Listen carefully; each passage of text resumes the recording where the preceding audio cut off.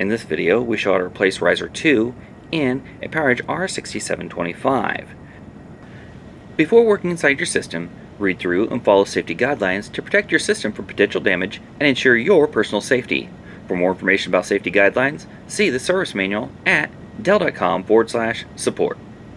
To remove riser 2, disconnect the cables.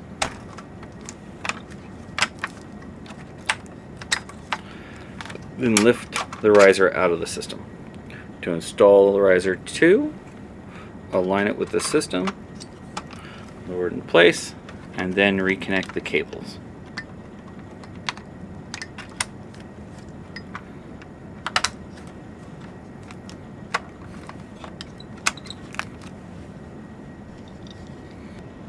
For more information or support about the PowerEdge R6725, visit dell.com/support.